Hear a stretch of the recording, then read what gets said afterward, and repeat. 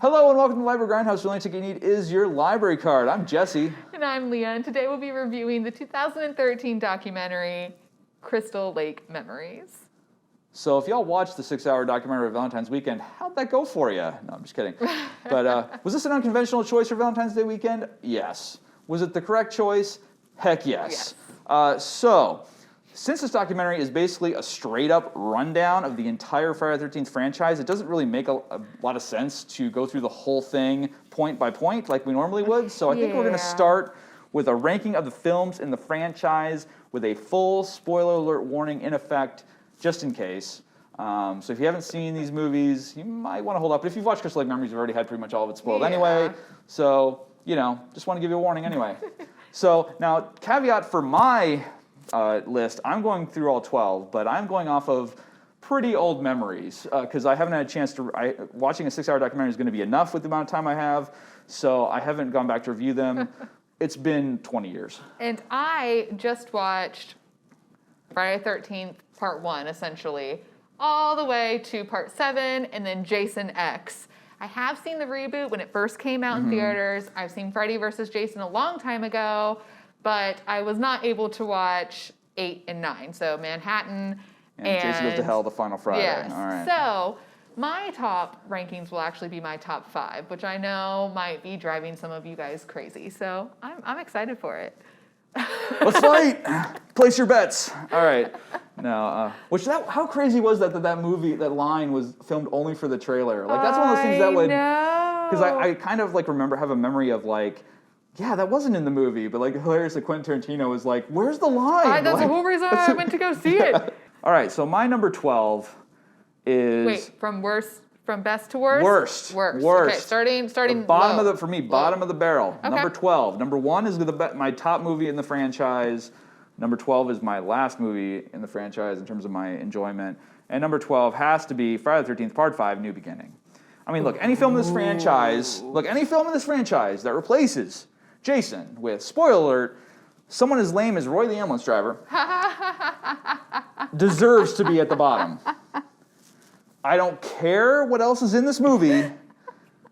They went and did that and thought, so upset. This is a good idea, all right? So there are some solid kills. Okay. There are some solid kills. I'm not being mad at it. Flare gun to the mouth. Amazing. No, it wasn't just the flare, right? He just put the flare in there. Sorry, the flare. No, No, but still. I remember. It was solid. Yeah, it was a solid kill. Yeah. Like the twisting was the tree, right? The tree kill was in there. That was pretty gnarly. Yeah. You know, and at least one good laugh when the unfortunate soul laments eating burritos. That was pretty funny. But any goodwill flushed down the outhouse when the reveal is done. All right. I don't even want to know where this enters your top 5. I'm just staying real quiet. All right. 10 and 11 is a tie for me, all right, with between Jason Goes to Hell, the final Friday, and Friday the 13th, the reboot, 2009. Okay, so Jason Goes to Hell commits the cardinal sin, again, of featuring killers other than Jason. You know. I'm glad that I watched the documentary part, and your expectations are now tempered. Yes, because I haven't seen it like I explained before. But when I watched this documentary, I was like, you know, I feel like you take away the core of the movie. Like, Jason's not. I mean, yeah, is he doing the killings? But he's not really, because it's not him. Like, it is, but it isn't. It's positing that he has been possessed by this thing that's inside of him, and like.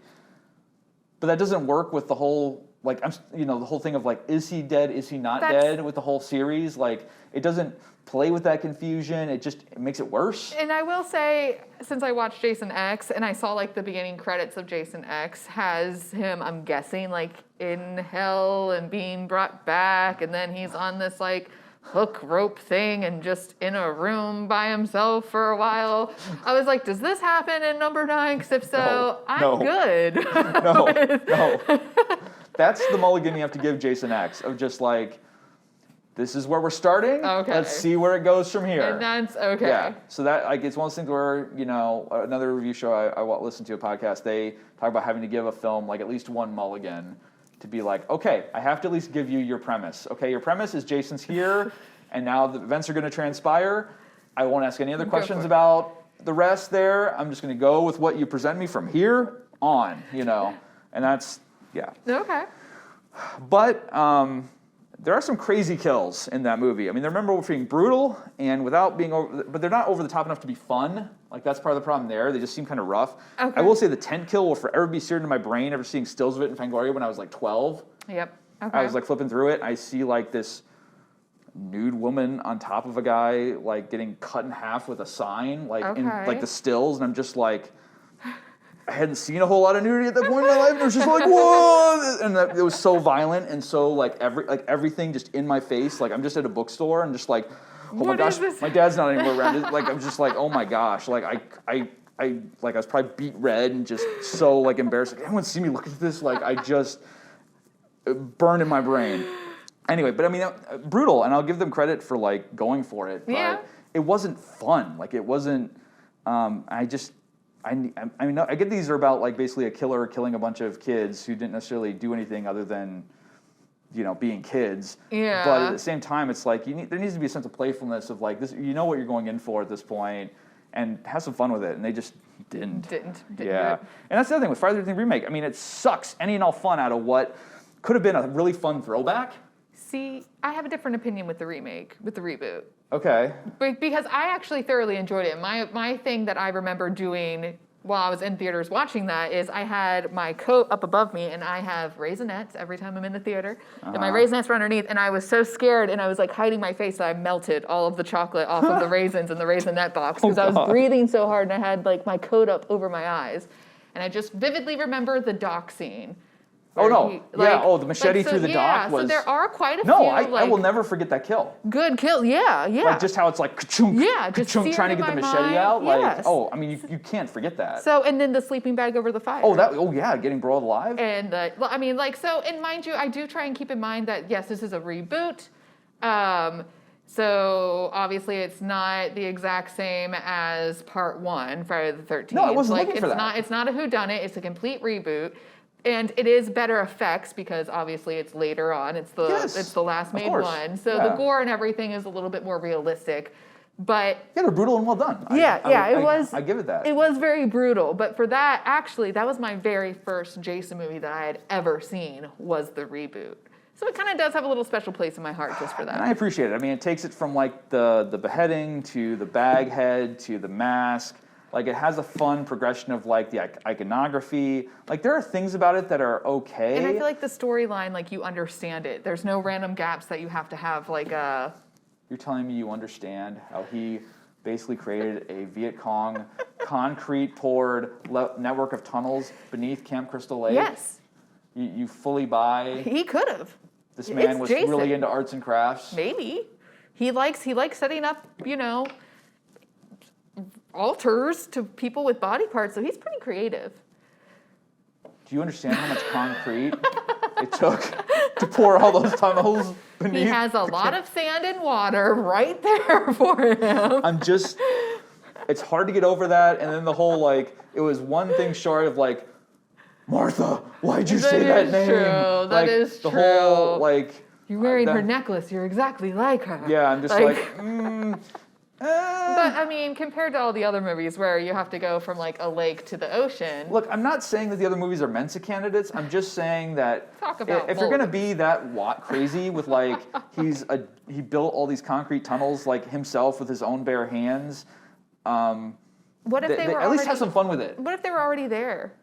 And they just didn't say anything. The camp was no. What if those tunnels were there from ancient... I mean, I've seen Ancient Aliens. Look, listen, all they had to say was that this camp was built during the Cold War, and they built fallout shelters and getaway tunnels under all the cabins because all they had to do, or even just a fallout shelter sign somewhere. It's very easy to fix this problem, Leah. Very easy. Is true. And they didn't. There's no sense of play. There's no sense of fun. I didn't like any of the characters. I didn't hate them enough to want them to all die. Like Jared Padalecki. Come on now. Oh, I forgot. That guy. I mean, sorry, I missed the boat on Jared Padalecki. I barely know the guy's name. He's nothing to me. It means nothing. I was actually really upset that he wasn't in the Crystal Lake Memories. Like, he didn't pop out. He was one of the main characters. He's got better things to do. Yeah, playing Walker, Texas Ranger. Come on. Anyway. Well, I mean, back in 2013 or 2012 when they were interviewing, Don't know what he was up to. But Supernatural, probably. see, better things to do, I guess. But still, I it's not better it things.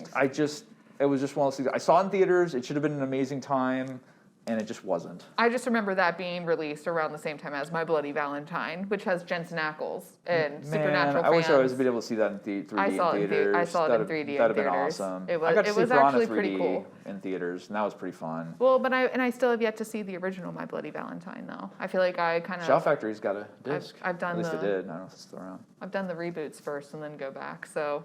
Yeah, Which I does started kind of watching add on it, a but little layer. I don't remember liking it. What, the original? Or Yeah, I think I started watching it, but I don't remember how far I got. The reboot, I feel like that was one of the only movies that was good in 3D. Piranha 3D was pretty wild. Yeah. Number 9, you haven't seen Friday the 13th, Part 8, Jason Takes Manhattan. Well, it's kind of cool to see Jason in Times Square, like it's an iconic shot. The fact that most of it takes place in a boat, and how is Crystal Lake connected to the ocean again, and Canada just sucks. The fact that it's shot mostly in Canada and on a boat just sucks. Well, and I will say that was a cool part of Camp Crystal Lake Memories is seeing Kane Hodder, right? Yeah, Kane Am I Hodder, saying that yep. right? Mm-hmm. Kane Hodder playing Jason, and he said him like going to Times Square. Mind you, this is really the only shot of the city that you see, right, in the Pretty movie. much, yes. But he said it was amazing just feeling it. Him standing in the middle of Times Square, and they had the barricades up, and he just like doing his slow. Another thing pointing out how he doesn't move his neck, he turns his whole body when he turns. And the breathing. Yes. And the breathing, yeah. Like him turning and like just doing his Jason stare at this random group of people, and them like freaking out, which I probably would have too. Oh yeah. So that was a neat thing that I didn't know That's a special about. thing, and that should have been the whole dang movie, and they cheaped out. Yeah. But given the falling grosses after they screwed up in Part 5, they couldn't have spent the money, so. It would have been cool, but it probably wouldn't have made his money back until video anyway, so. Anyway, then Part 8, New Blood. I remember nothing about this movie. Like, that's the problem with Part 7. I remember nothing other than, like, there was a telekinetic girl, and I'm just like, it's a whole lot of for me. Just like, eh. I mean, so I can't put it any higher than 8. I just can't. I mean, I need to rewatch it, but the fact that I go back in my memory and it's like, I got nothing. I can't speak well for the movie. Then Part 3, it's only this high because this is the one where Jason gets his mask, and the 3D gimmicks are fun. Otherwise, the movie's pretty bad. It's just a bad movie. It's just so fun to be like, why is the yo-yo going at the camera? I'm like, oh wait, this is a 3D. It's a 3D, yeah. 3D. Yeah. And it's like, oh wow, that's cute. I don't know. It's just there's just nothing going on with this movie. Like it's just yeah. Part 2 is my number 6. I rate it high because this is the one that made Jason the killer. Yes. It makes zero sense in terms of both the timeline and Jason's living status. Because is he a zombie? Is he not a zombie? Like I had that too. I was like, so is this him like becoming like did he drown in the lake and he's not dead, and is he grew up? supernatural? Is he his mom thought he drowned, but then he didn't like immediately go back to the camp. He headed out in the woods and became a hillbilly. And then I was trying to be like, so maybe he hated his mom, but no, he loves his mom, and his mom loved him like in a weird way, and so that didn't make sense either that he wouldn't return to his mom. Right. Yeah, I don't know. Because allegedly, like, I don't know when, I forget the timeline in terms of, like, that first movie where spoiler alert, the mom comes to, like, kill the counselors when they try to reopen it. Like, if it's been, like, 5 years, how long since the drowning? Like, it had to have been a number of years, but not enough for him to be, like, a fully grown man.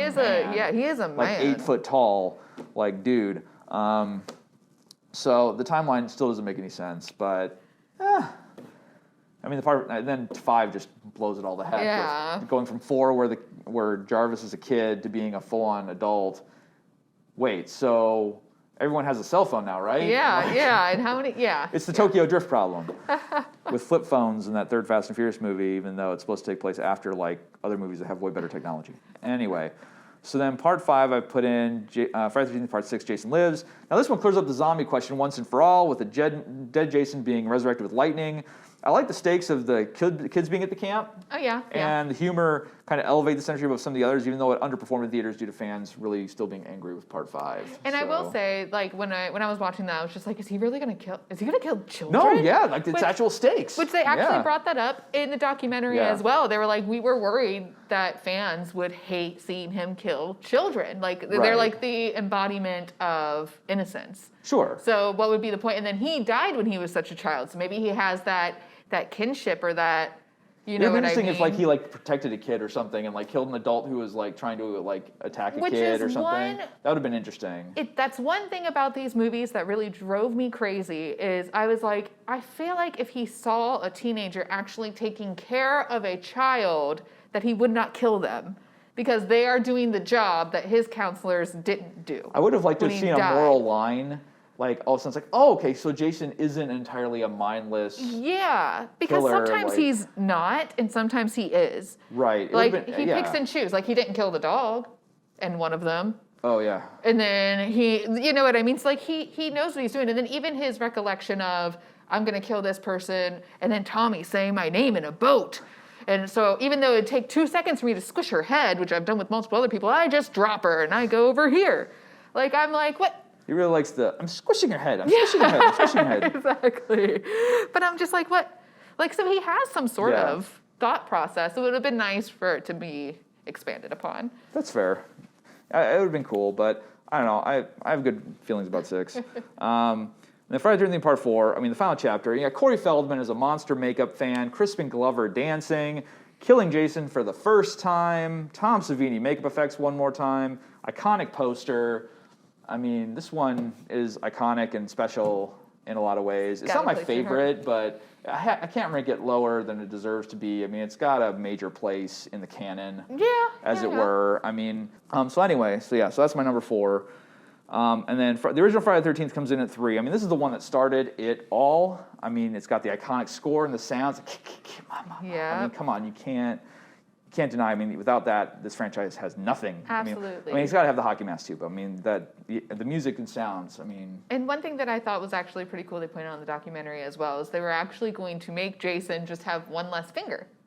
Oh, right. And that was going to be the telltale that, this is the mom, killer, or the mom. Well, whoever the killer was. Yeah. They were going to be missing a finger, so you would always know when you saw a close-up of the finger that it was the killer. Right. I'm so happy they did not go with that, and they went with the music. They went with the iconic, whenever you hear the like it's not I know. No, well, I always that's used weird to do it because too. I watched another documentary. I watched Netflix's or the movies that made us, and they say something different about that. Well, Manfredini himself says what it is. I'll have to dig around. You can't get around the fact that the composer himself. But I think it's him in the same one who says a different thing. Maybe he's playing the Seas of Doubt. I'll have to go back because he says it's kill him, and that it's a K and then an H sound for. But it's still not. That's true. It's not CH. But then when he said kill and mommy, I was like, oh, that makes sense. That's so neat that he went that route with it in order to create it. Which went up to a microphone and just went. We'd ran it through something called an echoplex. I only knew echoplex from a Beastie Boys lyrics.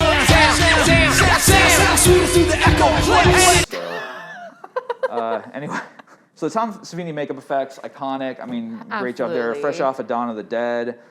Kevin Bacon getting one of the most gruesome kills in the series. I don't sleep on my back for that very reason. Now, unfortunately, it doesn't do a lot of help with the 6 Degrees of Kevin Bacon game, which bums me out. I mean, unless you know if Manfredini scored another movie or anything like that. I guess Cunningham may have produced like this movie. That's. I bet you. That's a good one for that game. I used to be really good at 6 Degrees of Kevin Bacon. Super good. Anyway, and then the twist ending. I mean, this one started it all. It deserves a place in the top 3. It's just not. A lot of these are just there because of their status. I mean, you can't have a franchise without it. And it's still a pretty fun watch. It's kind of more of a murder mystery kind of movie. So whodunit. A little bit, yeah. Number 2, Jason X. This isn't a good movie. It's a great movie. You put this at number 2? I mean, maybe I could have put it at number 1. What? But, look, see, Leah, when I grew up, listen, I'd go to. Sorry, I shouldn't say listen. no. Get ready for me to You're fine. mansplain why I'm right. All right, no, You just go kidding. for it. Just kidding. Sorry. Anyway, listen here, Leah. No, I still need to like catch up, Brad. I did not know that was your number 2. I watched this last night, actually, so this is very fresh in my mind. you don't understand. All right. And I need explanations, like stat. Okay. So, we got a free movie rental when we got enough good grades. And I loved the first Critters movie. I saw it way too young, like first grade. Never should be able to see it, but my grandpa rented it for me, and I watched it. I loved it. Never got to really watch it again. Saw Critters 2 at a friend's house. That movie was a lot of fun. So I agonized because it was my one time to choose the movie that I got to rent because we didn't have a lot of money and rentals were expensive at the time. And so I was like, okay, I got to make a really good choice. And so we spent 3 hours at the video store. Oh my goodness. And so I picked up Critters 3, starring a young Leo DiCaprio, and watched it, and I was so disappointed. Really? Like, it was so bad.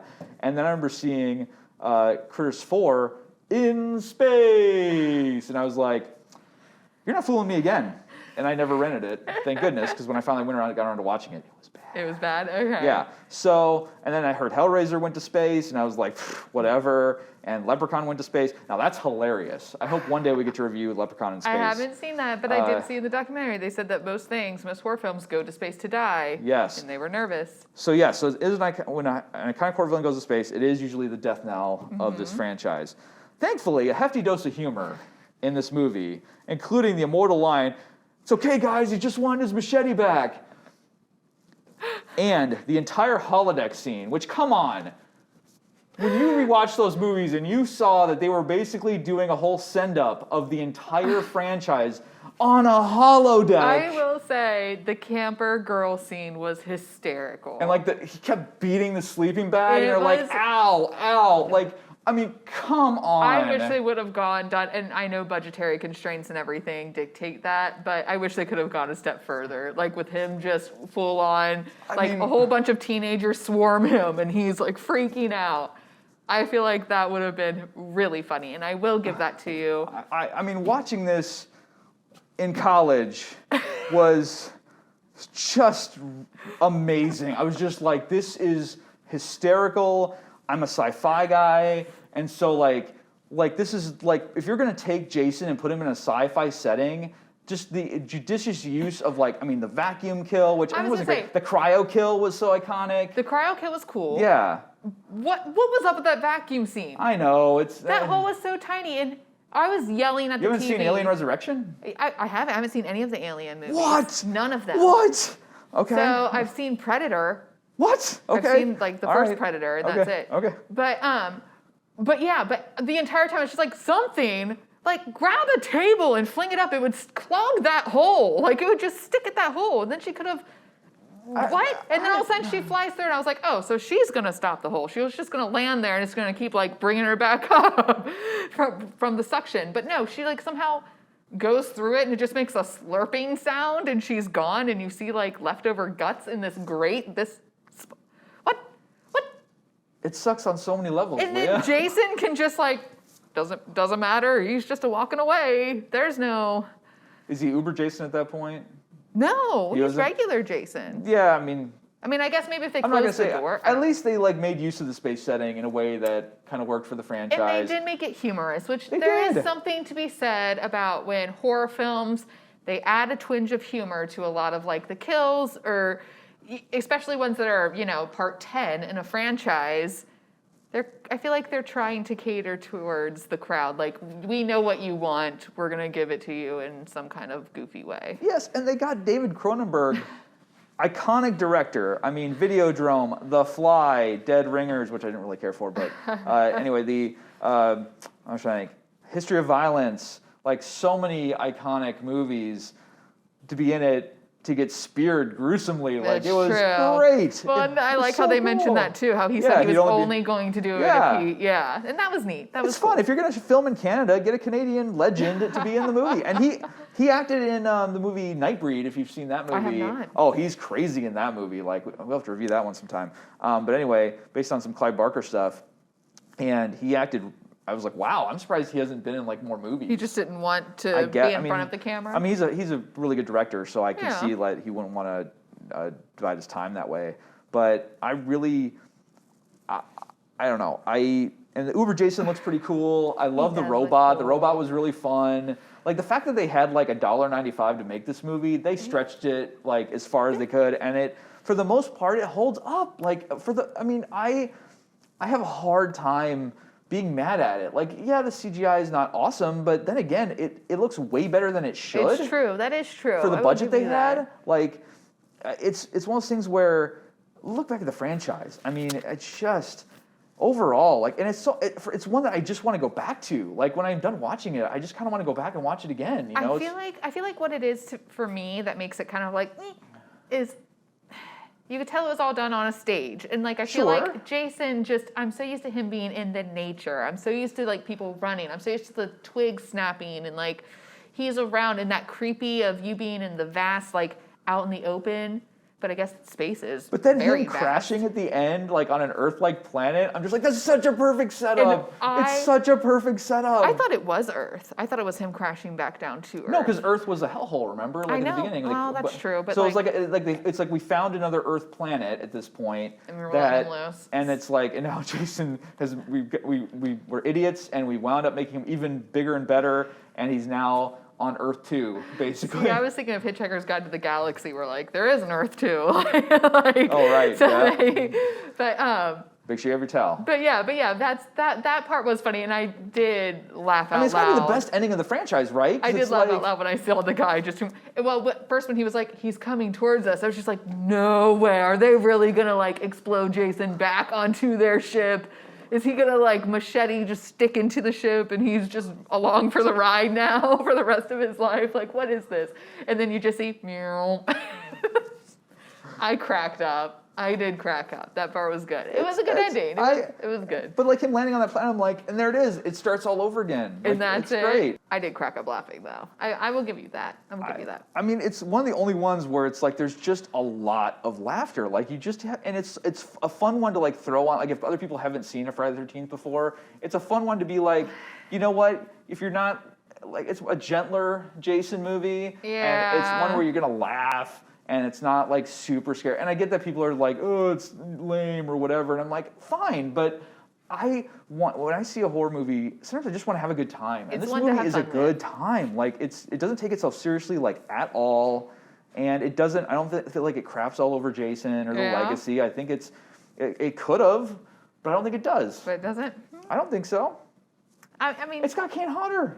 yes. And he brings it. He brings his game. Yes. I do, and I did appreciate that nod too, whether they were like, you know, Kane was kind of nervous about going into space as Jason because he takes his role very seriously. He does. enjoys his role as Jason. And I did like how he said, I made sure to stay serious. I made sure that whenever you see Jason, it is Jason. Like, he's not doing anything goofy besides maybe being caught in the virtual reality space or whatever that space is. But he's not. But he's the straight one in that comedic setting. Exactly. He's a perfect straight man. So, and it's amazing. It's got the gory kills. So you got with that. The thing you want there in your Jason movie. It's got like nods to the franchise. It beats him up in a way that's fun and sci-fi and looks cool. Like the red contacts and like it could have looked like a total joke. And for me, it doesn't. Yeah, that's fine. Number two. It did look like a joke to me. I'm just surprised that is your second one. I am blown away that was your second one. You did a good job at defending why. I understand. I'm just still surprised. I did not think that. I don't care if I've blown all my credibility because you know what? In the end of the day, when I look at the Friday the 13th franchise, like some of the movies are better horror movies, but I don't have as much fun watching them. Like if I'm not going to go back and rewatch a movie, I can't say it's my favorite of a franchise. Movies are all for entertainment. So if it entertained you, and it's like Nightmare on Elm Street. I'm going to watch the third one before I watch the first one, and the third one's more fun. Like, yeah. All right, so drum roll. You know what's left. What's your first one? Freddy vs. Jason. Number one. I mean, speaking of having a fun time, I mean, this movie is a party. I mean, on a plate. And the Nightmare on Elm Street series is probably one that has the most of the movies that I actually genuinely like. Like, I can say, like, I like this movie. Like, I think it's a lot of fun. And Robert Englund really comes to play. Yes. And I appreciate that. I'm bummed Kane didn't get the role. I remember, like, I was reading a lot of Ain't It Cool News and seeing, like, Kane Hodder not cast. They cast this other guy. Like, who is this guy? And I was really, like, I was kind of angry about it. And I kind of understood the reasoning that if you have a Jason, like, that hulking, like, Robert Englund can't hold a candle, and, like, there's not going to be, like, an even fight. I do understand that they needed him to be even more massive. Isn't that the reason why? Like, they needed him No, they needed him to be slimmer. Yeah, but I meant I thought they needed him taller too. Like they needed him like so that he would still loom over Freddy because he's supposed to be bigger than Freddy. Yeah, but they didn't want him all bulked out in such a way where it's like he could break Freddy like a twig. Yeah, okay. Like that's the thing where it's I thought they wanted him like tall and lanky so that he was still like. And I remember seeing like they wanted something like in his eye. They wanted eye performance. I remember reading that and they said that in the documentary. They wanted something where it's like he could evoke more with his eyes, have more emotion. And that we could kind of see a vulnerability, which was necessary for where they went with the movie, whether that made sense or not. But like, I feel like both villains get their due overall, and it's shocking how well this works. I mean, it's absolutely shocking how well it works because it shouldn't work in any way. So, like, in no way should this work. I feel like I was surprised. I'll hold that off. Sorry, that's cut. Go ahead. It was also a blast to see in theaters. It was a blast to see in theaters opening night. Like, I mean, that's the other thing. You got to do that. That's cool. I was there opening night. I was so excited because, I mean, you're like since the '80s, you heard about it. I was gonna say, I feel like this movie just had so much hype. Could you imagine like and, Freddy and Jason like fighting each other? Like it was a playground conversation. Like it literally pulled in two of the big time killers. So even if you were strictly a Freddy fan and you didn't really like Jason, you got that crowd in too. So from a box office production point of view, it seems like it would be a huge thing. And just the build up for it. Everybody thought that it was going to happen. That the ending of 9 is literally Freddy's hand shooting up out of the ground and grabbing Jason's mask. And then we had to wait and see Jason X, which that was the best shot of that movie. Like we had to go to space first before we got this. I mean, it was one of those things where it was just like, is this ever going to happen? And just, I mean, in theaters, packed theater, like, and that logo comes up, like the Nightmare on Elm Street theme, and then the like it was just like a roar in the theater of just like, oh my gosh, this is happening. Yeah. Like it was the adrenaline, the excitement, and I felt like it honored both franchises. And I feel like no matter who you were a fan of, you got something out of it. Yeah. And again, I can't understate how massive an accomplishment that is. That is true. I mean, how do you bring them together? And I won't say like it was perfect, but oh my gosh, like the fact that it worked at all is a miracle, a minor miracle. Even just from the most basic point of view, how they had a person from Paramount and a person from New Line Cinema, just even the Sure. I mean, those studios working together. Yeah. Well, they ended up. New Line got Jason's, like. Jason. Yeah, just Jason. Friday the 13th. Not Friday the 13th, but they got Jason, right? And is he still? They got the rights to the character. Now, did they get the rights flat out or just for that That's why movie? we haven't had one since 2009. Okay, that's what I thought. But now Sean Cunningham says he has the rights back to like I don't know if it's Friday the 13th or Jason or both, and so it's all a legal morass, which is why we have not seen anything since 2009. And that's why I was shocked when Scream Factory came out with a massive box set, and that's why I bought it because I'm just like the work that had to go into like securing the rights to package the franchise together. I'm like, I gotta buy this just to support that work that no one thinks about when they buy a box set. Yeah. But just the fact that they got Paramount and New Line to agree with all the litigiousness going on in the midst of all this to like agree to have a box set, like that's. I mean, I gotta tip my hat and put my money where my mouth is to support that work behind the scenes that no one appreciates. Yeah. Well, Leah, you said you're doing a top 5. All right, I'll start backwards too. So I'll start from the bottom. Yeah, why don't you start at the top and go downhill? I don't know. Why do you want to roll downhill? Don't you want to go uphill? I love the long trek up the hill. No, I'm just kidding. Okay, so starting at 5. 5. I have Part 7, New Blood. Sure. Mine is so different than yours. Only reason, okay. A, I thought it was great. Jason literally punches through somebody. That kill alone. Well, you got to see 8. Was perfect. It was amazing. Oh, well, see, maybe that's why. Punch this guy's head off. And I love how you open up too with Jason being underwater and he like grew a little underwater garden. I don't know. I had fun with this one where I feel like you had fun with Freddy and Jason. I was literally like cracking up laughing at every single thing. And 7's one I need to rewatch. Like I said, I remember nothing, and I'm going off the fact that I remember nothing. And if I remember nothing about a movie, it couldn't have been that good. It is literally so just like you get Freddy versus Jason, and they said this in the documentary. So I'm not directly quoting them, but it is a quote from the documentary. It is essentially Jason versus Carrie. Sure. A girl with telekinetic powers. She can't control them at first. They're solely based on her emotions, so it's kind of haywire. There's an evil doctor, so you kind of get that element to it. So the entire time, I was just cracking up, and I kept on thinking of Behind the Mask, where I was like, how did he get there? Cardio. Like, I was doing these little one-liners. I didn't even think about all that. I was doing these little one-liners all throughout the movie. And then the ending is perfectly, wonderfully campy. All right. Beautiful. Where her dad, which is how she got her telekinetic powers anyway, she accidentally kills her dad, and Jason's about ready to kill her, so what does she do? She wishes to bring back her dad from the lake, and he comes up and he gets Jason. It is so great. It's great. It's great. All right. So, I'll give you it. In my top 5, definitely. I'm glad you got to rewatch it so you have a better memory than I do. It might have been higher for me. I don't know. It is. Number 4 is number 4. Okay. Yeah, that's my number 4. I can't argue with it. Only reason, literally, I love the animatronics that Tommy makes, which genius little boy. Oh, so cool, able to yeah. make all of those masks. Amazing. As a kid, I would have wanted to have been like, And I love then, horror movies. exactly. Yeah. And then the slide down machete part where they have a machete with Jason sticking up on the floor and it just, and you actually see the slide down. Wonderful. Loved it. Good effects, yeah.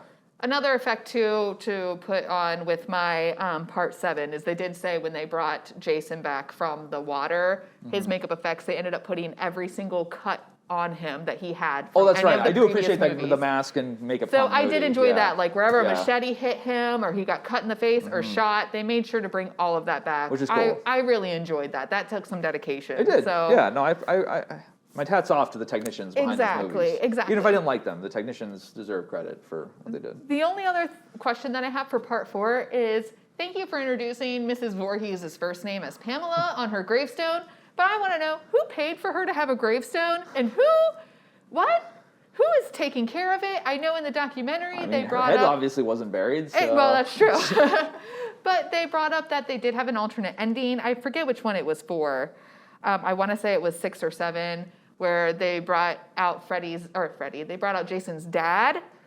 Oh, yeah. And they did have an alternate ending where, like, you got Right. to meet Jason's dad, and he was paying the, like, crypt keeper to take care of the graves. So that kind of, like, That's took so over weird. that little bit. And you were supposed to see that Jason's sinister side actually came from his dad and not his mom. That's right, yeah. I'm glad that they did not go there, because I feel like that just would have turned into a muddled mess. It's too much. Yeah, it's too much. But it would have been cool, because literally when I saw her gravestone, I was like, who paid for that? And I'm like, so his killer instinct comes from his dad when his mom was the one that, like, offed all the counselors? Yeah, Just when like, his mom's the one who literally started off this franchise I by know. killing It's everyone. like, that's, wow. But then again, dang, dad must be pretty baller in that department, I guess, if the mom is not the one. Yeah.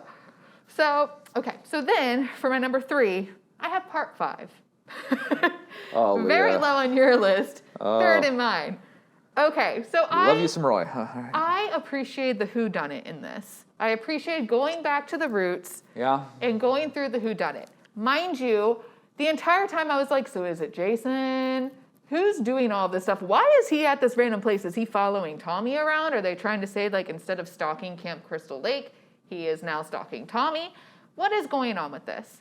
Did you ever think it was Tommy? But I will say, I did not think it was Tommy. Okay. Throughout the entire movie. And I'm actually glad, which I could be one of the only few, that they did not go that route. Sure. It would have been cool at the ending if he did put it on and then all of a sudden he was like the new Jason. And that's what I thought that they were going to do. Okay. Where he is the new Jason and all of a sudden he's going to get the supernatural powers and he's going to be the one that, like, takes it to another level.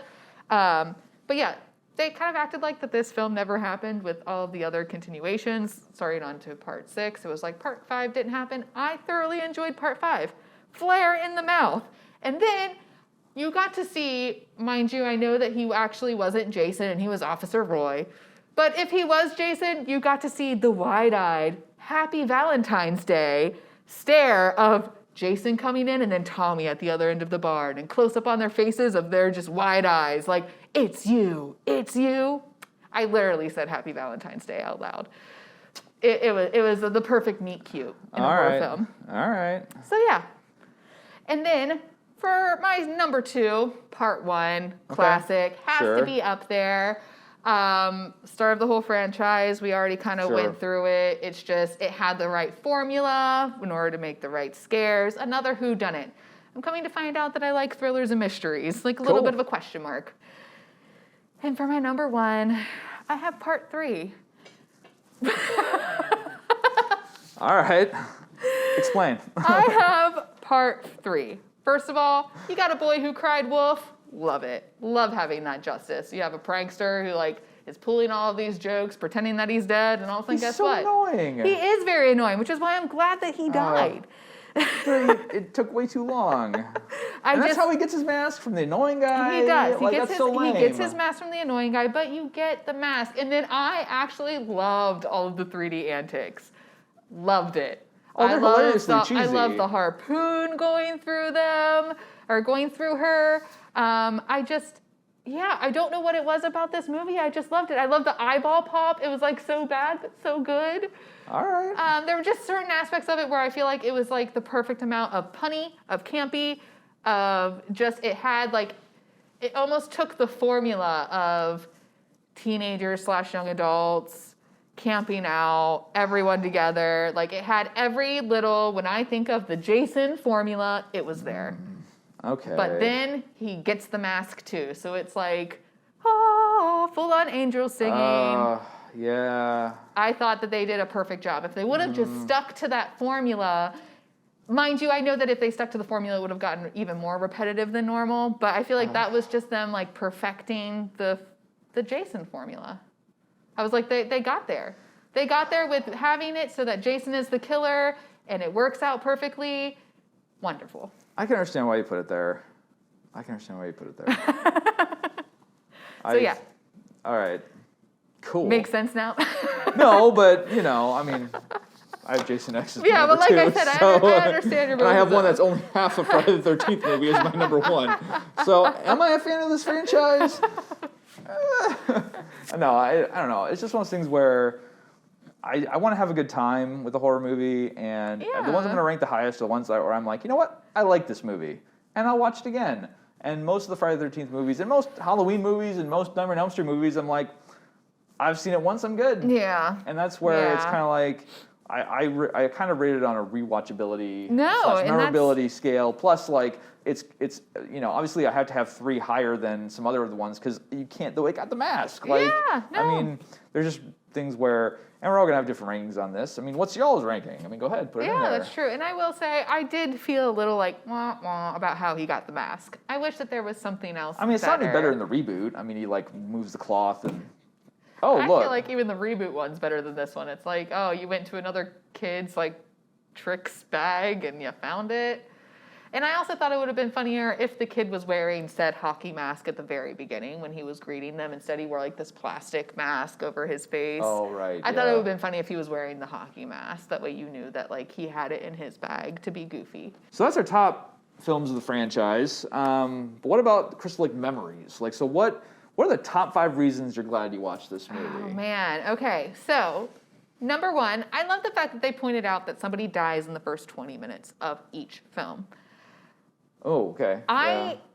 Even though I know that, now I know it was very strategic. I was like, some films have to be more than that because there are a lot of kills in some of those movies. They said that there is somebody killed, like within the first... At least, at least one person I was like, killed. okay, so at least, yes. Yeah, at least one person killed in the first 20 minutes, and that was very important to them because they wanted to show that it was a horror film. They wanted to get the first scare out of the way. That way people would be scared, and then they'd be anxious for the rest of the film. I remember that hitchhiker killed at the beginning of Friday the 13th. Trying to figure out, like, wait, what? Already? When the next one's gonna happen. I'm glad that they pointed that out. I thought that was an interesting no, it's tidbit. cool. It's good. It's a good thing to look out for in these movies. Yeah, they do that. Yeah. I have part 3. I thought it was interesting that it kicked E.T. out of the top spot in the box office. I don't think they mentioned it was probably like E.T.'s like 20th week or something. Take that being my number one. No, I know, but still, I was like, what? And then when I saw the rankings, part 5 beat out The Mask, which might not mean a lot to everyone else on The their Mask or Mask? The Mask. Jim Carrey's Mask, 1995. Part 5? Yeah, right? I thought I saw in the clip. Part 5 is like came out in like 85. Well, then maybe it was Mask. Maybe I am thinking of something. The Cher and Eric Stoltz Oh, movie? well, then that makes a lot more sense. So then just scrap that one. We'll just stick with part 3. But when I was saw Jason Goes to Hell came out around. But when I saw The time. Mask, because I was kind of confused at that too, but I was rolling along with it, and I was just like, what? I feel like I remember that movie, and it was so big, and it was so great. I did not know that it beat it out. No Jason movie ever beat Jim Carrey in his Just prime. cut that part out then. Part 3 beat out E.T. Amazing. See, I never liked E.T. as a kid. I'm glad I didn't because that movie destroyed Blade Runner. It destroyed The Thing. I mean, so many movies came out and just got busted up in its wake. I literally, maybe within the last 5 years, got over my horrifying fear of E.T. I used to think that the finger, like his red part of his finger, was him sucking out everyone's life force. That'd have been a better movie. Like he's like, E.T. phone home. Like he needs your life force in order to beam himself back up to Scotty. I just can't. See, why haven't you recut the film as like a horror trailer or I something should, like that? because I literally, and then I just have that vivid memory I just saw of, Elliot turning white. Yeah, well, I see like E.T. turning white, and that whole part just horrified me. Oh, I know. Like, Yeah, Oh, and I I literally didn't eat Reese's Pieces for the longest time either. Like I did not eat M&Ms or you are Reese's from Pieces Ohio. or anything. Reese's Pieces. Reese's Pieces. Reese's Pieces. It's Reese's Pieces. Have fun with language. I've lived in Ohio way too long. It's driven me nuts for so many years. I love how you're just like, you are from Ohio. I forgot. Go have fun watching the Bengals this weekend and eating your Reese's Pieces. I'll be pulling for the Bengals. Adding an S to everything. Exactly. Go to Kroger's. Yeah, it is Kroger's. There's no S. I do say Kroger's. I didn't even realize that. See, look at that. Ohio. Yep. Number 3 for me was in part 4, or sorry, not part 4, in part 6, there's no nudity in it. There's no nudity For which one? in part 6. Oh, yeah. Mm-hmm. There's no nudity in the film, and I'm glad that they pointed out in the documentary because they forgot to put it in the actresses' contracts. Oh. And then the day that they were there to film, I skimmed over that part. there was a potential nudity scene where they're in the throes of lovemaking, and they asked the woman if she would take off her shirt in order for it to be a typical, Scene in that Friday movie, the yeah. 13th movie. And she literally was like, well, I would be comfortable with it, but because it wasn't in my contract and you're not paying me more for it, Gotcha, I'm not yeah. going to do it. And I was just like, I think that's so funny how like that little bit of an oversight of just not putting them in their contracts would cause it to have, and it's like known, like people are like, part 6, there's no, that's like a big thing. And then all of a sudden you start seeing the nudity kind of cut down in every Jason movie from there. Till slowly. Jason Goes to Hell. I didn't see Jason Goes to Hell, but like I saw like the I nudity maybe cut down. the theatrical cut, I guess, but the unrated cut's the one to watch. On that one. Yeah, It's, I did see that they had 2 different. Yeah, watch the unrated cut if you want see everything in all its glory. It's pretty wild. But I thought that was great, and then all of a sudden in the reboot, I was like, okay, well they went back to the original formula. Right. So. Yeah. And then for my 4th one, which is what I was going to say for your top one, Freddy versus Jason. I did not know it was directed by the man Yeah. who directed Bride of Chucky. Yes. And he literally said that what he wanted was to have fun. Yes. He said that he wanted there to be so much violence that it wouldn't even seem like it was violent, it would seem funny. Yeah. Which you guys heard me, I love puns. Love puns. That's why I love Jack Frost so much. That's why I like Child's Play so much. I love the punniness, the witticisms, all of it. So Freddy versus Jason, I did not know it was all from like the director. Like he was literally like, Yes. this is what I want it to be. And some people loved it. Obviously you loved it. Some people didn't. So Yep. I just thought that was an interesting tidbit though. Very sad that Kane Hodder wasn't in it. I almost like, it I pulled feel up like my he deserved to be in that movie. It pulled up my heartstrings hearing him talk about it and how he said like He was a big advocate for this movie. He Sure. always wanted it. He wanted kept the to dream be alive all these years. He wanted to be Yeah. with Robert. I always say England, and it's England, right? England, is that how you pronounce it properly? Robert England? It's England. I thought it was England. I thought, because the U, I thought it was different. I don't know. I thought they were pronounced, I don't know. But anyway. I was always England. But like, it was almost like, you know, you had Kane and Robert like being together. It was and about it was time for it to happen, and this the big New Line thing. executives were like, eh. I Come felt on. so bad for him. I was he just deserved better. And then number 5, which is actually my top number 1 reason why to watch this movie, because I found out that Hugh Jackman became an actor because he wanted to be Jason. I forgot about that little tidbit. That may be how I get my wife to watch these movies. I literally, it was in like the last 10 minutes of the documentary, and I saw that, and then I was like, so wait, A, Jared Padalecki can't be in it, but Hugh Jackman, like you could show him being in an interview, whatever. I did not. What? Well, it was no, I don't think he had footage of him. Yeah, the guy who was his understudy in A Boy from Oz or whatever. Yeah, he ended up being Jason. He was the guy who Right. played Jason in Freddy vs. Jason, and it was like a picture of him, or no, was It showed the like reboot? footage of him together or something like that during that the time. Broadway play, and he asked Yeah. him that, and then Hugh Jackman was just like, oh, you did your research. And I was like, yes, he did, Hugh, because now I learned something new about you, and I feel like I know most things about you. Did not know that he loved Friday the 13th, and that's why he got into acting, because he wanted to play Jason, or he like had an inspiration to play Jason. He was inspired to play him. Closest he got was Logan, probably. Yeah. Which, I mean, kudos to you, because Logan. Word.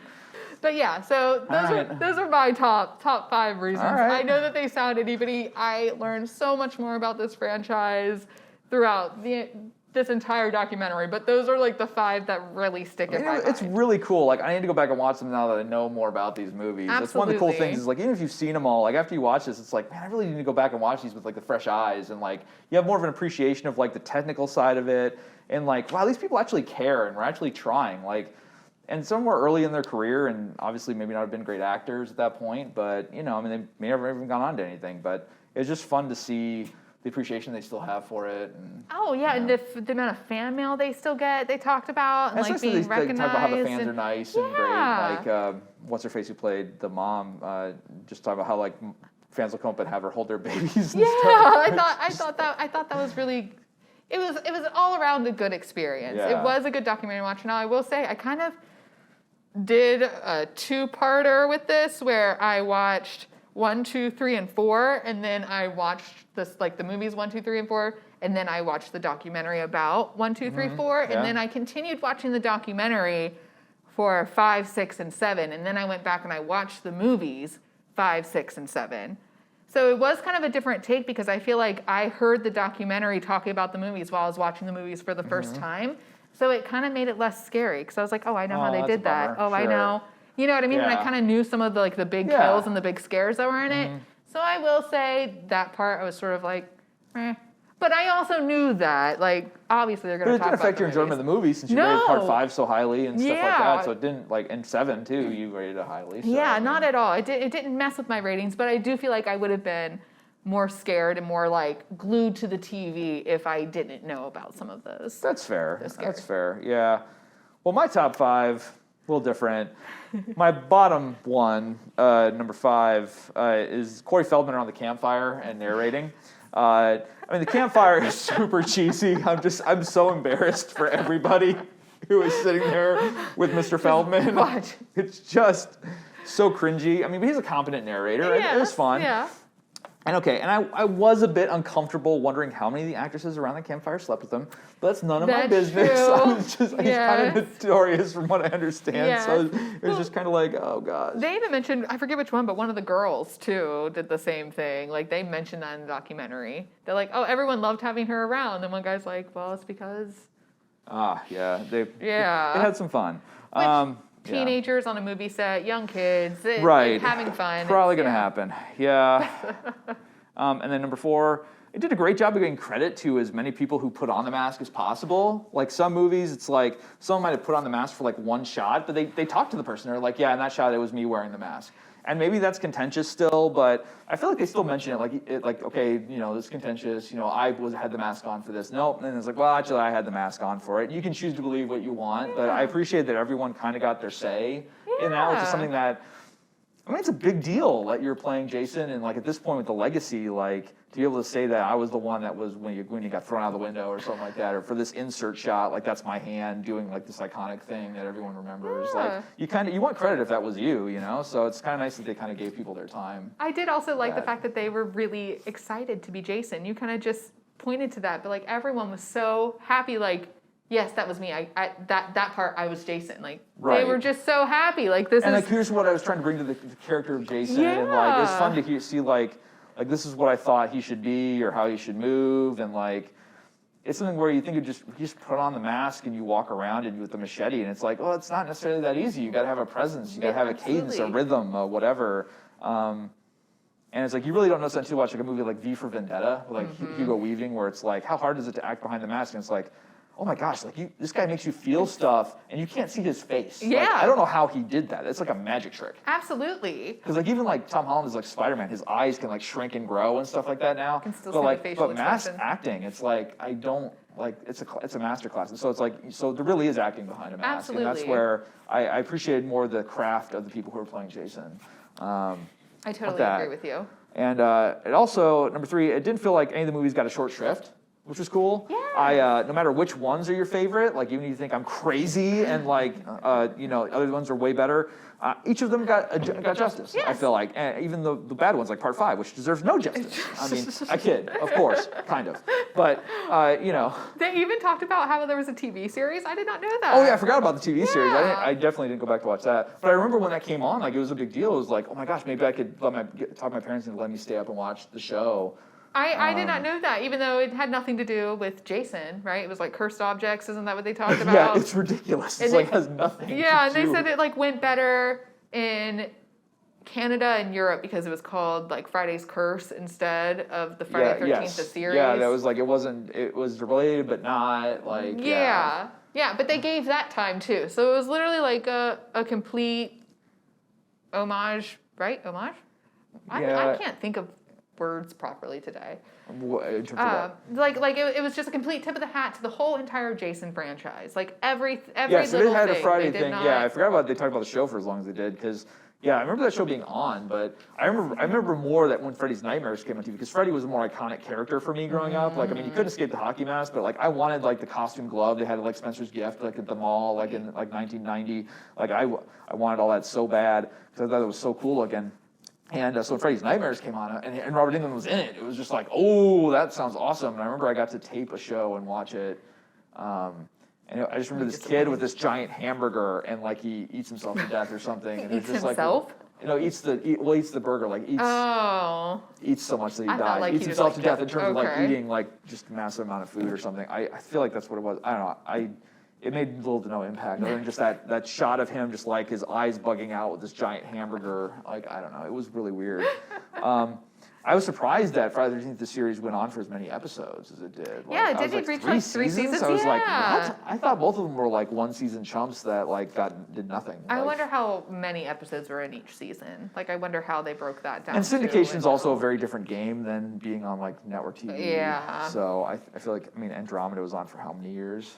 It's true. I mean, I've only watched an episode or two, but it wasn't like that was great television. Yeah. But anyway, and then number 2, it's fun to see these actors often much later in their lives, like reflecting back on the crazy things they're involved with when they were younger. Like even though like the woman who did Nudity being like, you know what, I can look back and be like, wow, I had a great body. Yeah. And like, I was like, well, that's an interesting way to look at it. Like, I mean, it seems like a pretty kind of a healthy. I don't know if it's healthy. I mean, it's one of those things where it's like it's kind of fun that it's a cool time capsule for you.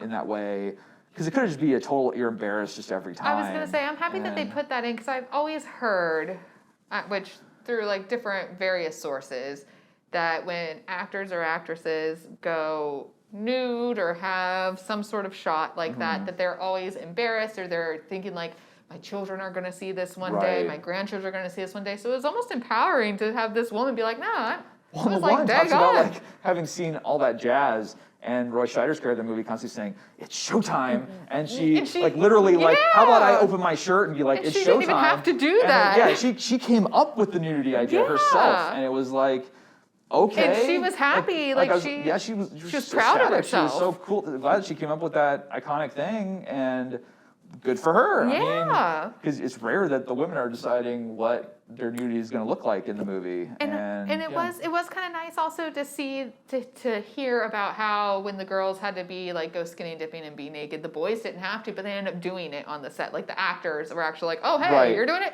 Whoop, I'm the gonna do it director too." was like, "I'm getting naked too." Yeah, it was just like, well, that's a little weird. I don't know if the director. But I was like, I get it was it, but for then like I'm a just like, comfort level, and I was just like, that's cool that you had that much camaraderie on every set. but I feel like as a director, I'd ask, like, would it make you feel more comfortable if I You just wouldn't just stripped do it. down? Like, here, I'm just gonna start taking off my clothes randomly while you take off your clothes. Like, Maybe not. yeah, like, what are you doing? Like, I sorry, I thought it'd make you more comfortable. I couldn't imagine anyone being made more comfortable by me stripping down. So it's just one of those things where it's like, I'd probably ask first of just like, if you're uncomfortable, would it make you more comfortable? Yeah. Yeah. You know what I'm saying?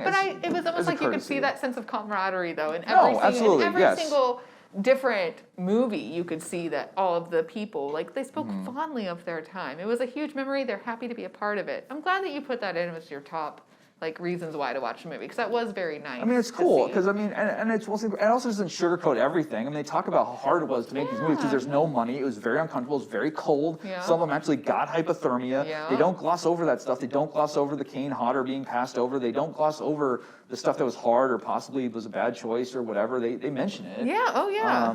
And so it's kind of a warts and all, and I appreciate that. It seemed to cover. If you're watching 6+ hours, it better be comprehensive and cover the various aspects. You know what I'm saying? Absolutely. Like it's not a hagiography where it's just nothing but glowing positivity. Yeah. Which I appreciated.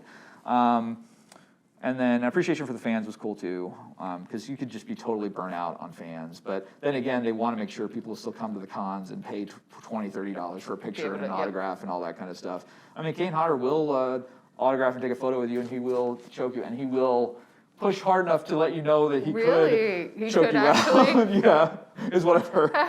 So I will not be getting a photo with Kane Hodder anytime soon, because that just sounds very uncomfortable and scary. And then number one, the cut and gore effects.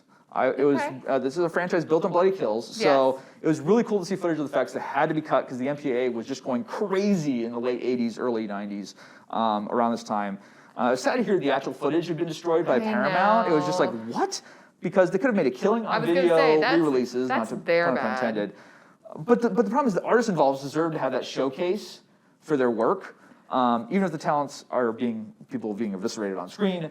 But the fact that it's done so well of just like, oh gosh, that's so gross looking or gnarly looking. Like it takes so much work and artistry to like do that and make it look convincing on camera that it's just a shame that that's all lost forever. Like the best footage of it that was shot on the set, camera negatives are all gone. Yeah. Like, I mean, it blows my mind. Like, at least give those like the negatives to like the people who made the effects or something. Like, so they have it for their reel. For their like, reel, can I please have it for my reel, like to show other employers? But because I feel like that would be like their big bang too. Like this is the goriest thing that I've made. Look at this prosthetic that prosthetic I made, work, or look at like, and you can't. I never thought about from that aspect. That is true. Technically they did shoot footage of the tests and stuff, so at least they had that footage to show somebody like, here's what you make the movie. But it's not the same as having that 35mm camera negative, footage. People are actually like putting their best show like here's on what it with would have looked like on the screen. Like maybe the behind the scenes footage, the lighting's not the same. Not the same angles. Like, but when you look at it this angle, like, look at that. Look how convincing that is. Like, they didn't have that. And they didn't get that recognition, which I'm so glad, though, at least we got to see some of the hard work that they did that got cut. So I did appreciate, too, them showing the MPA, like, the sheet that had, X, cut this, blah, blah, blah, this was too gory. I did appreciate that, and how they kind of used it as a bargaining chip. Like, well, can I have more nudity if I take out this amount of gore, or if I But that's the whole thing. take out this? It's such a stupid game. What does it even mean? Yeah. What does any of this mean? Like I don't understand it it's either. all Like crazy weird. Like who is sitting back there? I mean, I understand the need for a rating system, I Do you? I kind of do. I mean, you could even just be like, you know. I'd rather they have a voluntary rating system as opposed to like the government saying you have to cut this or you can't show this. I'd rather that they self-censor than government censor, but at the same time, it's still censoring. Or else, well, even if they didn't say like, hey, you can make cuts or anything, just be like, why don't you just have it be R-rated films or just R-rated films? I'm grateful though that now in the age of like streaming and digital, and home video basically, for lack of a better term, that you can have uncut versions. That you can basically shoot it. The MPA will say cut this, and you'll cut it knowing that on the home video release you'll be able to see everything. That is true. And so at the very least, you won't run into the thing of like you'll never see it. And that's what they did in Jason. I said Jason 9. Goodness gracious. Jason Goes to Hell, the Final Friday. Yeah. And that's what they did. And even the guy who he was 23, I didn't realize that was that young of a director. I mean, you could tell. I mean, it wasn't a great directed movie. Well, you can tell even just from him speaking that I feel like even he thought that he was like, what am I even doing here? Yeah, he was like, I feel like I was a little too young. Yeah. But I do like his mentality of like, yeah, go ahead and cut whatever because I know I'm going to be releasing. Right. The original, the like uncut. We're going to go for it. You tell me what to cut. I'll cut it. We'll get an R rating. And then on home video, we'll have an uncut. That way people can actually see like what I wanted, my vision, my true vision of it. Right. And no one's work got lost, which was great. Yeah. I appreciate that. So. Absolutely. Any other thoughts on Crystal Lake Memories? Not that I can think of. It was very enjoyable. At first, it seemed intimidating. I am not going to lie. Yeah. It seemed very intimidating. And I was like, how am I going to get through this? But they kept it, like you said, it was very good pacing. They didn't spend too much or too little time on certain films. They like gave each a chunk of it. Yep. It was very well paced out. And I really enjoyed just hearing everyone talk about how fun it was.